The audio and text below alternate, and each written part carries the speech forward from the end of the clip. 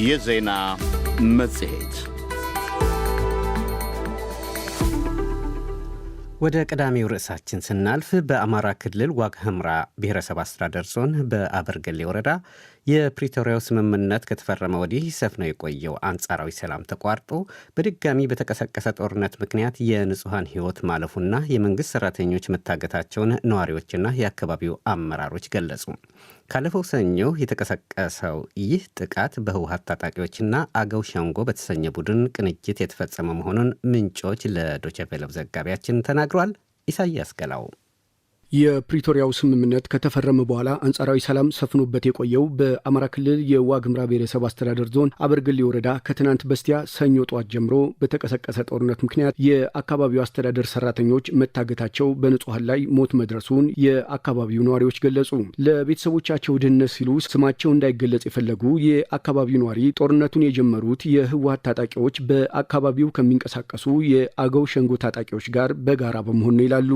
ያው እንግዲህ በጽንፈኞች ኃይል ነው የተጎዳው። ያው አዴን በሚባል አለ አይደለ? የሆነ ጽንፈኛ ቡድን አዴን ይባላል። አዴን ማለት አገው ሸንጎ የሚባለው ነው። አዎ እነሱ ሁለቱ ተቀናጅተው ነው ትንኳሳ ፈጥሮ ከተማዋን ተቆጣጥሮ ያው ብዙ ጉዳት ደርሷል እና እስካሁን ሰው ሬሳ እየለቀሙ ሬሳ መቅበር ላይ ነው ያለው። የትኛዋን ከተማ ነው የተቆጣጠሩት? አበርገሌ። ትንኳሳው የተጀመረው አሁን 3ኛ ቀናቸው ነው። ስማቸው እንዳይገለጽና ድምጻቸው እንዲቀየር የፈለጉ የአበርገሌ ወረዳ የስራ ኃላፊም በወረዳው ሰዎች መሞታቸውን፣ በርካቶች መታገታቸውን፣ እርሳቸውም አምልጠው ወደ ሰቆጣ በእግር እየተጓዙ መሆኑን ይናገራሉ። አሁን በቃ ወደ ሰቆጣ ነው እየገሰገሰ ህወሓት ነው አሉ ሸንጎ ቤተሰቦች እዛው የሚዞሩ እነሱ ያለም ኃይል ትንሽ ስለሆኑ ያን ነው በኃይል ያለው በብዛት ኃይል ያለው ያን ካፍተኛ ቆይችን የራሱ አሁን ገና ይወጣ ለቋል ህዝቡ አስተዳደሩ። አዎ ብዙ ሰው ገለዋል። ብዙም ያውራቸው ተጎድተዋል። የሚፈልጉ አመራርና ተጠቂ ነው ወጥተዋል። በአካባቢው የሚደረገው የጦርነት እንቅስቃሴ የቆየ ነው የሚሉት አስተያየት ሰጭም በዚህኛው ጥቃት ግን የመንግስት የስራ ኃላፊዎች መታገታቸውን ይገልጻሉ። ቆየ እኮ እንቅስቃሴው በታች በቆቦ በኩል የነበረው ሰንበትበት ብሏል። አሁን ደግሞ አበርገሌ ይሄ ትላንት ሰኞ ጀምሮ ነው። እሱ አመራርም ይዘዋል፣ አግተዋል። ቤትም በመድፍ መጥቶ አድርገዋል። የአበርገሌ ወረዳ ዋና አስተዳዳሪ አቶ ነይኑ በላይ እርሳቸው በአካባቢው አለመኖራቸውን ገልጸው የስልክ ግንኙነት ባለመኖሩ የደረሰውን ጉዳት መጠንና ማን እንዳደረሰው እንደማያውቁም ተናግረዋል። እኛም ወተን ነው ያለነው፣ ሌላ ቦታ ነው ያለነው። እኛ ብዙ አሁን እሱን መረጃ መስጠት አንችልም። እዛ ያሉትን አካላት ስልክም ስንደውል ማግኘት አልቻልንም። ስልክ አይሰራም። ቦታው ምን ጉዳት አለ፣ ምን ደረሰ፣ ምንድነው የተከሰተው የሚለውን መረጃ ማግኘት አልቻልንም ለጊዜው። ማን ነው ግን ይሄን ያደረገው? አላወቅንም እንግዲህ ማለት ነው። በሌላ በኩልም በአበርገሌ ወረዳ ያለው ጦርነት ወደ ጻግብጂ ወረዳ ሊስፋፋ እንደሚችል የአካባቢው ነዋሪ ምልክቶች አሉ ይላሉ።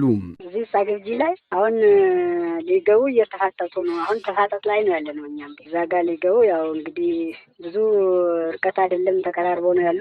እዛ ተፋጠጥ ነው ያሉት። ሚኒሻውም ያው በእኛ ሚኒሻም ተፋጠዋል። የእነሱም ማዶ በማዶ ተፋጠው እየተያዩ ነው ያሉ። ጨረ ይባላል። ጨረ እና ሰላምጌ ህጻም የሚባለው ከተማ ላይ የአበርገሌን እያጣሩ ነው እንጂ አሁን እነሱ ሊገቡ ዝግጁ ናቸው። በቃ እዛ ጋር የህወሓት ቡድን አለ፣ የአገው ሸንጎ ቡድንም ስላሉ እነሱም ተገናኝቶ አንድ ላይ ተፋጠው ነው ያሉ። በተጨማሪም ጦርነቱ በትግራይ ታጣቂዎች የሚመራ ነው የሚለውን የነዋሪዎችን ቅሬታ በተመለከተ ማብራሪያ ለመጠየቅ ወደ ትግራይ ክልል ኮሚኒኬሽን ቢሮ ኃላፊ ስልክ በመደወልና መልእክት በመጻፍ ምላሽ ለማግኘት ያደረግነው ጥረት አልተሳካም።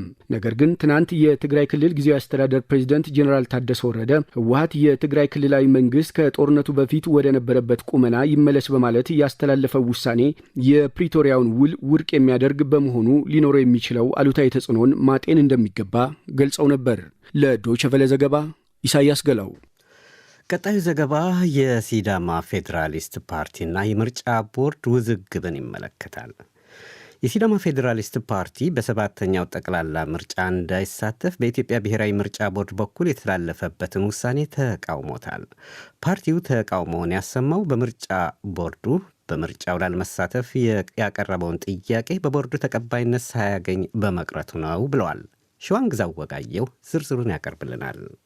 የኢትዮጵያ ብሔራዊ ምርጫ ቦርድ የሲዳማ ፌዴራሊስት ፓርቲ ሴፋፓም በሰባተኛው ጠቅላላ ምርጫ ለመወዳደር ያቀረበውን ጥያቄ እንደማይቀበሉ ያስታወቀው ትናንት ሚያዝያ 13 ቀን 2018 ዓ.ም በጻፈው ደብዳቤ ነው። ቦርዱ ለሲዳማ ፌዴራሊስት ፓርቲ የላከው ይኸው ደብዳቤም ሰባተኛው ጠቅላላ ምርጫ ውድድር ላይ መሳተፍን ይመለከታል ይላል። የኦዲት ሪፖርት ሳይቀርብና ሳይረጋገጥ የእጩዎች ምዝገባ ማከናወን የማይቻል በመሆኑም ፓርቲው በ2016 ዓ.ም የወሰደውን የመንግስት በጀት ኦዲት ተደርጎ እንዲቀርብ በቦርዱ በኩል መጠየቁን በደብዳቤው ጠቅሷል። የፌዴራል ዋና ኦዲተርም በፓርቲው ላይ የኦዲት ምርመራ ስራ አከናውነው ውጤቱን መጋቢት 25 ቀን 2018 ዓ.ም ለቦርዱ ማሳወቁን ቦርዱ በደብዳቤው አመልክቷል። በምርጫው የጊዜ ሰሌዳ መሰረት ከጥር 1 እስከ የካቲት 16 2018 ዓ.ም ባለው ጊዜም የእጩዎች ምዝገባ መደረጉን የጠቀሰው ቦርዱ አሁን ላይ የድምፅ መስጫ ወረቀት ህትመት እየተካሄደ ይገኛል ብሏል። በመሆኑም ፓርቲው ያቀረበውን የእጩዎች ምዝገባ ጥያቄ ማስተናገድ እንደማይችል ነው ቦርዱ በደብዳቤው የገለጸው። ከቦርዱ የተላከው ደብዳቤ ትናንት እንደደረሳቸው ያረጋገጡት የሲዳማ ፌዴራሊስት ፓርቲ አመራሮች ዛሬ ከሰዓት በኋላ ሐዋሳ በሚገኘው የፓርቲው ጽህፈት ቤት መግለጫ ሰጥተዋል።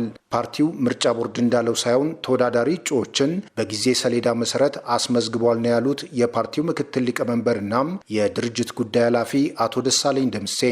በጊዜ ሰሌዳ መሰረት አስገብተናል። ታህሳስ 27 ነው 2018 እጩዎቻችን የ19ኙም ፈርሞ ተቀብለዋል። ቀሪ ደብዳቤ በእጃችን ነው ያለው። እነሱም እሱን አይክዱም። ሌላው ደግሞ በኦንላይን መመዝገብ ሲጀመር በኦንላይን መመዝገብ እንድንችል አድሚን እንዲሰጠን በሚል በደብዳቤ ጠይቀናል። ደብዳቤው ቀሪ በእጃችን አለ። ይህን ሁሉ ሂደት እየተከተልን ነው ያለ ነው። እነሱ የጠየቁት ኦዲት ነው። ኦዲት ደግሞ ኦዲት ግኝት ከተገኘ ራሱ ክፍያ እንፈጽማለን ወይ ምላሽ እንሰጣለን እንጂ ህዝብ አማራጭ እንዲያጣ አይደረግም። ፓርቲው ከምርጫ ቦርድ ጋር ለረጅም ጊዜ የህግ ክርክር ውስጥ ቆይቶ የፍርድ መብት እንደተሰጠ የጠቀሱት የፓርቲው የህግ ዘርፍ ኃላፊ አቶ መለሰ ዮሴፍ በበኩላቸው ነገር ግን ምክንያታዊ በሆነ የፍርድ ክርክር ሂደት የተነሳም የኦዲት ውጤት መዘግየት ብቻውን ከምርጫ ውድድር ለማገድ የሚያበቃ መሆን አይገባውም ብለዋል። ህጋዊ መስፈርት ተሟልቶ በህጋዊ አካሄድ የተቋቋመ ፓርቲ አትሳተፍም አይልም። ይህ ውሳኔ የምርጫ ቦርድ አዋጅን የሚቃረንና የሚጻረር ነው። ምርጫ ቦርዱ የሰጠው ውሳኔ አዋጁን የሚቃረን መሆኑን አግኝተናል፣ ደርሰናል። እንደ ፓርቲ ኦዲት ግኝታችን ንጹህ ነው፣ ፓርቲው በአግባቡ ተገልግለዋል ነው።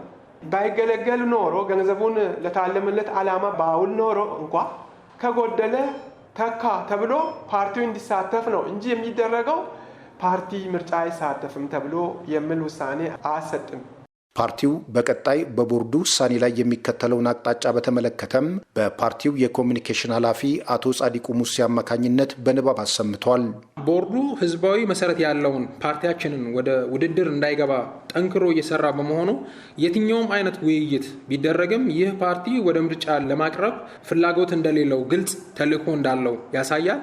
ስለሆነም ምንም እንኳን ተፈጻሚ የማይሆን መሆኑ ቀድሞ ብናውቅም በክልላችን የሚደረገው ምርጫ እንዲታገድ ወደ ፍርድ ቤትም የምናቀርበው መሆኑን ልናረጋግጥ እንወዳለን። በዚህም መሰረት የምናደርገውን ትግል መላው የሲዳማ ህዝብ ከጎናችን እንዲቆም ጥሪ እናቀርባለን። ለዶቼ ቬለ ሸዋንግዛ ወጋየው ከሐዋሳ። የአውሮፓ ህብረት ለአፍሪካ የበሽታዎች መከላከያና መቆጣጠሪያ ማዕከል የ100 ሚሊዮን ዩሮ ድጋፍ አደረገም። ለአፍሪካ የበሽታዎች መቆጣጠሪያና መከላከያ ማዕከል አፍሪካ ሲዲሲ የተደረገው ድጋፍ የአውሮፓ ህብረት እንደ ጎርጎሮሳውያን አቆጣጠር በ2021 ዓ ም ይፋ ያደረገውና ግሎባል ጌትዌይ የተሰኘው ስልታዊ ፕሮግራም አማካኝነት ወይም አካል መሆኑ ተገልጿል። የዚህ ፕሮግራም አካል በሆነው የአውሮፓ ህብረትና የኢትዮጵያ የቢዝነስ ፎረም መክፈቻ ላይ የተናገሩት የህብረቱ የዓለም አቀፍ አጋርነት ኮሚሽነር ጆሴፍ ሲኪላ በሰሜኑ ጦርነት ምክንያት ተቋርጦ የነበረው ለኢትዮጵያ የሚሰጠው የበጀት ድጋፍ እንዲቀጥል መወሰኑንም አሳውቀዋል። እስክንድር ፍሬው ተከታዩን ዘገባ ልኮልናል። የአውሮፓ ህብረት ለአፍሪካ የጤና ዘርፍ የሚውለውን ድጋፍ ይፋ ያደረገው ማክሰኞ ሚያዝያ 13 ቀን 2018 ዓ ም ነው። አዲስ አበባ በሚገኘው የአፍሪካ የበሽታ መቆጣጠሪያና መከላከያ ማዕከል በእንግሊዝኛው ምህጻረ ቃል አፍሪካ ሲዲሲ በተካሄደው ስነ ስርዓት ላይ ድጋፉን ይፋ ያደረጉት የህብረቱ የዓለም አቀፍ አጋርነት ኮሚሽነር ጆሴፍ ሲኪላ ናቸው።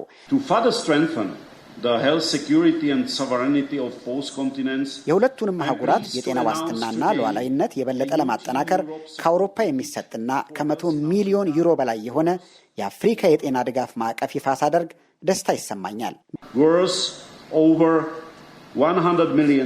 ይፋ የተደረገው ድጋፍ የአውሮፓ ህብረት ዓለም አቀፍ መግቢያ በር ወይም በእንግሊዝኛው ግሎባል ጌትዌይ በሚል እንደ ጎርጎሮሳውያኑ የዘመን አቆጣጠር በ2021 ዓ.ም ይፋ ያደረገው ስልታዊ ፕሮግራም አካል ነው። ይህ እቅድ በዲጂታል ቴክኖሎጂ መስፋፋት፣ በጤና፣ በትምህርትና የትራንስፖርት ዘርፎች እንደዚሁም በታዳሽ ኃይልና በሌሎችም ዘርፎች ላይ ያተኩራል። ከ100 ሚሊዮን ዩሮ በላይ የሆነው ድጋፍ የሚውለውም ለተያያዙ ስራዎች መሆኑን ኮሚሽነሩ ተናግረዋል። የአውሮፓ ህብረቱ ፕሮግራም ቻይና እንደ ጎርጎሮሳውያኑ የዘመን አቆጣጠር በ2013 ይፋ ላደረገችው በመሰረተ ልማት ግንባታ የተለያዩ አካባቢዎችን በማስተሳሰር ላይ የሚሰራ እቅድ አማራጭ ሆኖ የመጣ መሆኑን የፖለቲካ ተንታኞች ይናገራሉ። በዴሞክራሲያዊ እሴቶችና በአካባቢ ጥበቃ እንደዚሁም ግልጽና የጋራ ተጠቃሚነት ባለበት አጋርነት ላይ እንደሚያተኩርም ይጠቅሳሉ። የአውሮፓ ኩባንያዎች በአፍሪካ መዋለ ንዋያቸውን ሲያፈሱ የመሰረተ ልማት ግንባታ የስራ ዕድልና የኢኮኖሚ እድገት እንደሚመጣ የጠቀሱት ኮሚሽነሩም አውሮፓም ጠንካራ የአቅርቦት ሰንሰለትና አጋርነት እንደምታተርፍ ተናግረዋል። የሁለቱ ወገኖች አጋርነት ደግሞ ውጤት እያመጣ መሆኑን አብራርተዋል። ግሎባል ጌትዌይ በተሰኘው ፕሮግራም አማካኝነት በዲጂታል ጤና እንደዚሁም ክትባቶችና መድኃኒቶች በየአካባቢው እንዲመረቱ የገንዘብ ድጋፍ እናደርጋለን። ይህ ደግሞ የነዳጅ ጥገኝነትን ያህል አደገኛ የሆነው የጤና ጥገኝነት እንዳይኖር ለማድረግ ነው እና ይህ አጋርነት ውጤት እያመጣ ነው በማለት አብራርተዋል። በሥነ ሥርዓቱ ላይ የተናገሩት በኢትዮጵያ የጀርመን አምባሳደር ብሪጂት ኦሪ ግሎባል ጌትዌይ ጊዜው የወለደው የአውሮፓ ህብረት ፕሮግራም መሆኑን አብራርተዋል።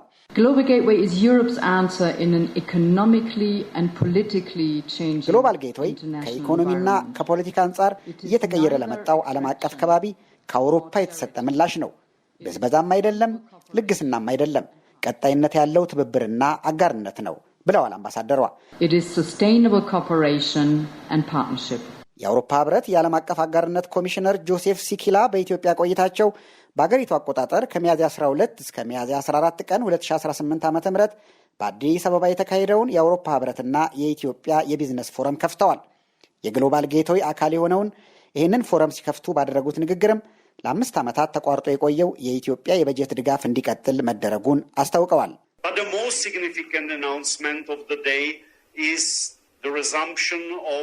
ዛሬ ይፋ የምናደርገው ዋነኛ ነገር ተቋርጦ የነበረውን ለኢትዮጵያ የምናደርገውን የበጀት ድጋፍ መቀጠላችንን ነው።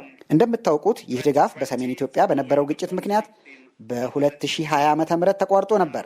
ይህ መንግስት እያካሄደ ባለው የማሻሻያ ፕሮግራም ላይና በረጅም ጊዜ አጋርነታችን ላይ ላለን መተማመን ማሳያ ይሆን ዘንድ አሁን እየቀጠልነው ነው።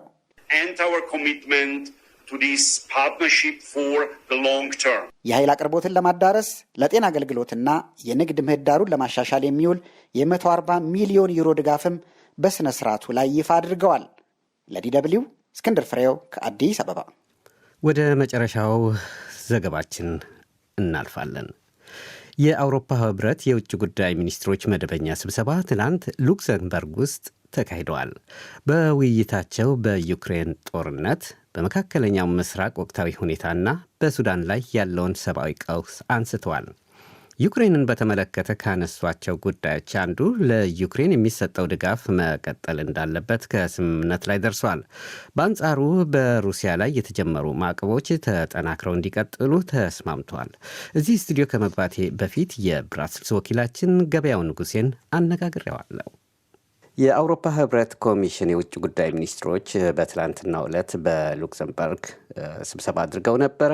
በሩሲያና ዩክሬን ጦርነት፣ የመካከለኛው ምስራቅ እንዲሁም ሱዳን ጉዳዮች ላይ እንደመከረ ሰምተናል። እስቲ አጠቃላይ ስዕሉ ስጠን። ምን ተወያየ? በምን ጉዳይ? ጥሩ እንግዲህ የሚኒስትሮቹ ስብሰባ የመደበኛ ስብሰባ ነው። እንደተለመደው ዩክሬንና መካከለኛው ምስራቅ መደበኛ አጀንዳዎች ናቸው።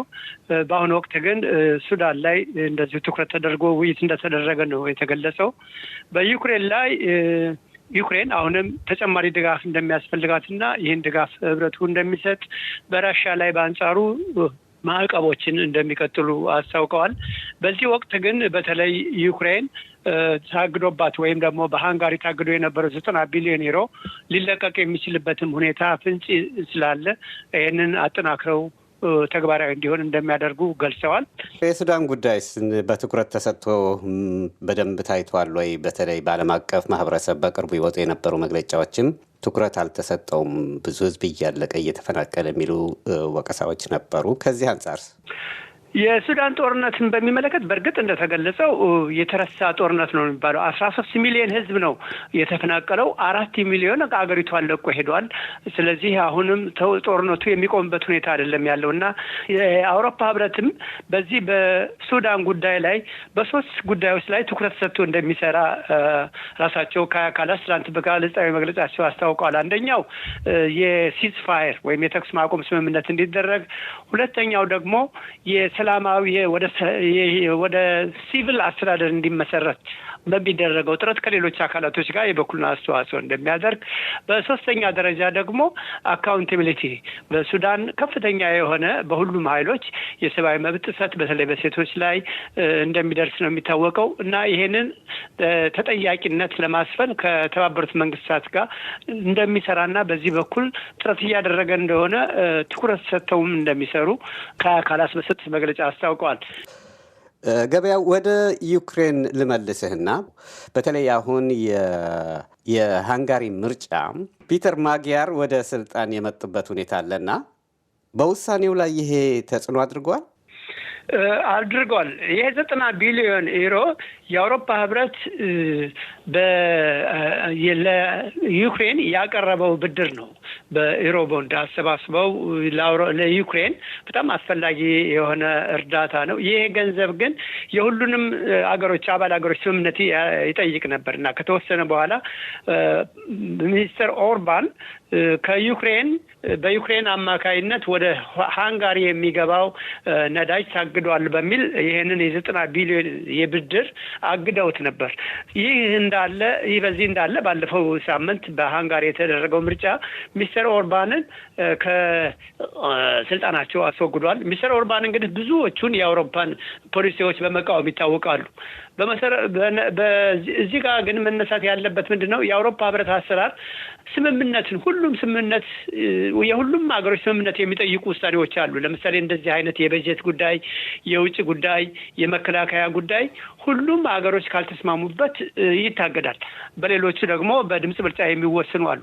ስለዚህ ሚስተር ኦርባን ይሄንን መብት በመጠቀም ብዙዎቹን በዩክሬን ጉዳይም ይሁን ዩክሬን ወደ አውሮፓ ህብረት እንድትገባ ውይይት እንዲጀመር የሚጠይቀውንም በሚመለከት ይሁን በማገድ ብሎክ በማድረግ ይታወቃሉ እና አሰራሩን አቁመውት ነበር ማለት ይቻላል የአውሮፓን ህብረትን እንቅስቃሴ። ስለዚህ እሳቸው ከስልጣን እንደተወገዱ የሚቀጥለው ጠቅላይ ሚኒስትር ግን ይህንን እንደማያደርጉና ሃንጋሪን ከአውሮፓ ህብረት ጋር አስማማለሁም ብለው ስለነበር እንደውም በዛሬው ዕለት በአምባሳደሮቹ ስብሰባ ይሄ ብሎክ የተደረገው ገንዘብ እንዲለቀቅ ይወሰናል ተብሎ እየተጠበቀ ነውና ይሄ እንግዲህ ለዩክሬን፣ ስሎቫኪያ እና ሃንጋሪ በመካከላቸው በዚህ ምክንያት የተፈጠረ ውዝግብ አለ። በሌላ መልኩ ደግሞ የአውሮፓ ህብረትን አሰራር በማሳለጥ በኩል ከፍተኛ እንደምታ አለው ነው የተባለው። ገበያው ንጉሴ ከብራስልስ ለሰጠህን ማብራሪያ በዶቼ ቬለ ስም አመሰግናለሁ። እግዚአብሔር ይስጥልኝ ስለ ጊዜ። እኔም አመሰግናለሁ ዮሐንስ። መልካም ጊዜ። የዜና መጽሔታችን በዚሁ አበቃም።